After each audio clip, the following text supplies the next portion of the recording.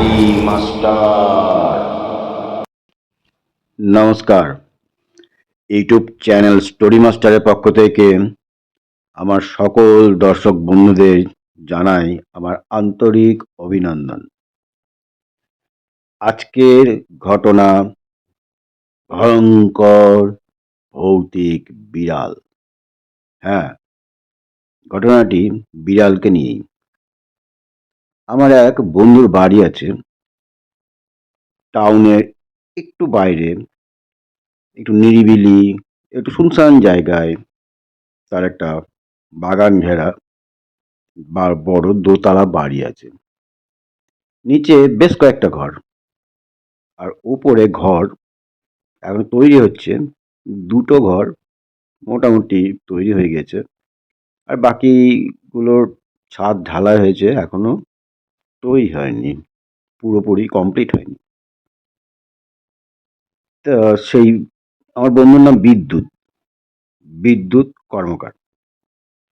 তা সেই বিদ্যুৎ বাবু প্রত্যেক দিন রাত্রেবেলায় তিনি নিচের ঘরে শোন না, উপরে দোতলায় যে দুটি ঘর তৈরি হয়েছে তারই একটা ঘরে তিনি ঘুমান।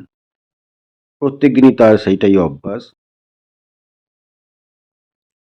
নিচে তার স্ত্রী, পুত্র, কন্যা এরা ঘুমায়। বিদ্যুৎবাবু উপরের দোতলার ঘরটাতেই ঘুমান। প্রত্যেকদিন তিনি একাই উপরের সেই দোতলা ঘরটায়, তার পছন্দ, তিনি ওইখানেই ঘুমান। শীতকাল, এবার ঠান্ডা ঠান্ডা পড়েছে। বিদ্যুৎবাবু লেপ নিয়ে শুয়ে পড়েন প্রত্যেক দিনের রাত্রেবেলায়। হ্যাঁ, বিদ্যুৎবাবু আবার একটা শখ আছে, তিনি বিড়াল পোষেন। তার বাড়িতে 4টে বিড়াল আছে। ও, আপনাদের বলা হয়নি, এই 1 বছর হলো বিদ্যুৎবাবু আবার ঠাকুমা মারা গেছেন। ঠাকুমার শ্রাদ্ধ শান্তি তো 1 বছর আগেই হয়ে গেছে।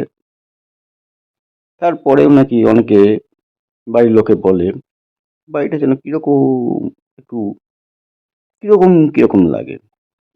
কিরকম লাগে সেটা বলতে পারে না, বলে নাকি কেউ হাঁটছে, হঠাৎ করে নাকি একটা ছায়ামূর্তি দেখা যায়, এরকম একটা ব্যাপার। বিদ্যুৎবাবু বলেন, ও তোমাদের মনের ভুল, ওই পাড়া প্রতিবেশী নানা রকম কথাবার্তা বলছে, তাই বলছো। যাই হোক, সেদিন ছিল অমাবস্যা, আবার শনিবার।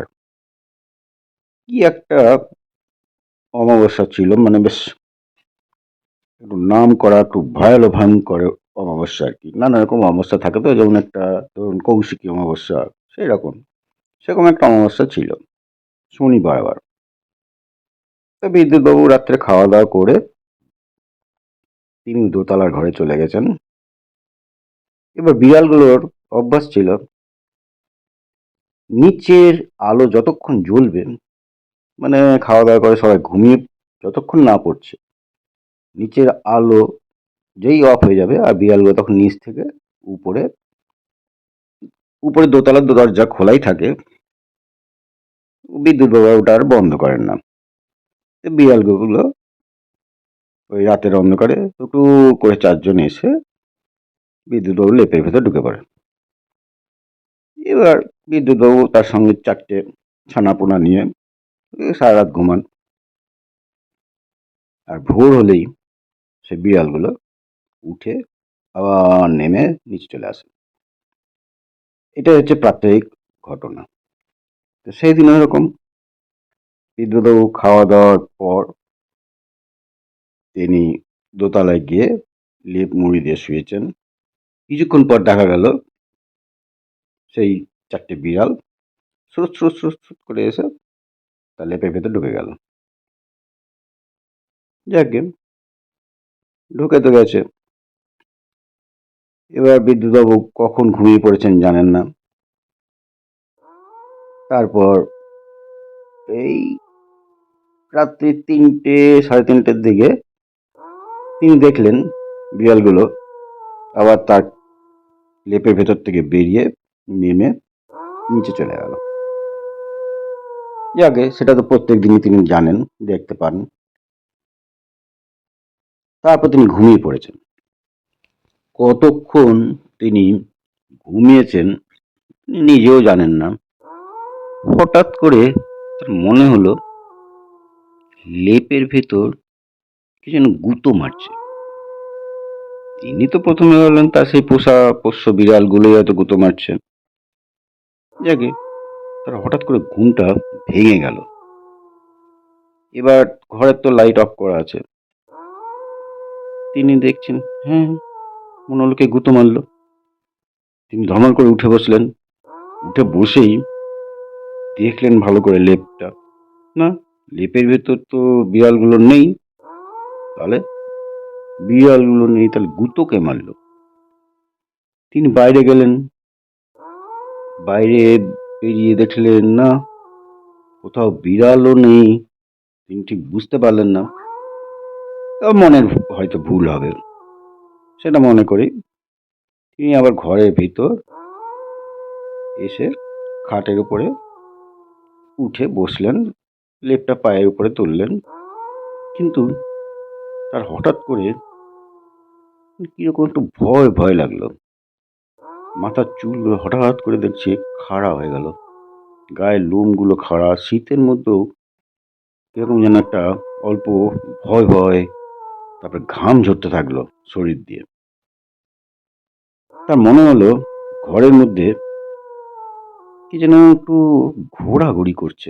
একটু চলাফেরা করলে যে পায়ের আওয়াজটা হয় না, খালি পায়ে ঘোরাঘুরি করলে ঠিক সেরকম একটা আওয়াজ। তিনি প্রথমে ঠিক বুঝতে পারলেন না।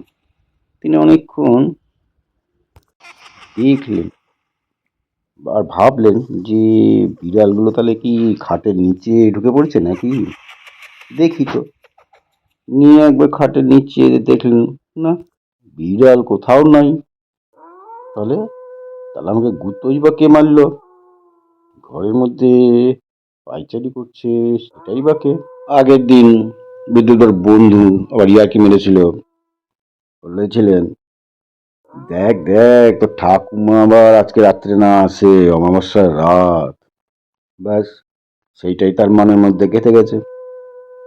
তিনি ভাবছেন, এরে তাহলে কি আমার সেই ঠাকুমাই চলে এলো নাকি? যাকে তিনি অত আর কিছু মনে করেননি। তিনি বসে থাকতে থাকতে হঠাৎ করে চোখ বন্ধ হয়ে গেছে। একটু ঘুমে তন্দ্রার মতন হয়েছে। হঠাৎ দেখছে লেপের ভেতরটা নড়ছে। বিড়ালগুলো ঢুকলে যেমন হয় ঠিক সেরকম এদিক ওদিক করে নড়ছে লেপটা। তারপরে তো তার হয়ে গেছে। এই তখন বলছে, ওরে বাবা রে মারে, ওরে তোমরা কেউ আছো? কোথায় আছো? তাড়াতাড়ি আসো আমার কাছে। ভয়ে সে নিয়ে একবারে নিচে চলে এসছে। সবাই তখন চলে এসছে, বাড়ির লোক, এই কি হলো কি হলো কি হলো? তখন সবাইকে সব এই ঘটনাটা বললো। তখন সবাই বলছে, আরে ওই যে আগের দিন রাত্রে বন্ধু ইয়ার্কি মেরেছে, ওইটাই তোর মার মাথাতে ঢুকে গেছে, বুঝেছ? ওই জন্য এসব ভুল ভাল সব দেখছো। ও কিছু না, যাও তো। যাই হোক, বিদ্যুৎ বাবু তো আর মনে সান্ত্বনা দিতে পারছে না। না, এটা কি করে হলো? লেপের ভেতরে বিড়ালগুলো গুঁতো মারছিল, তিনি পরিষ্কার বুঝেছেন গুঁতো মারছে। লেপটা নড়ছিল, আবার ঘরের মধ্যে কি পায়চারি করছে। না, এ কিছু একটা হবেই। তারপরে যাই হোক, লোকে যেটা বলে তার তো মনে ভয় ঢুকে গেছে। বিদ্যুৎ বাবু তারপর থেকে আর দোতলায় শোন না, ওই নিচে একসঙ্গে সবার সঙ্গেই তিনি ঘুমাতে যান। তো এই হচ্ছে ব্যাপারটা। আপনাদের এই ঘটনাটি কেমন লাগলো জানাবেন, কমেন্ট বক্সে অবশ্যই জানাবেন। পারলে একটা লাইক এবং সাবস্ক্রাইব করে দেবেন। ভিডিওটি এতক্ষণ ধৈর্য ধরে দেখার জন্য আপনাদের অসংখ্য অসংখ্য ধন্যবাদ। নমস্কার, ভালো থাকবেন।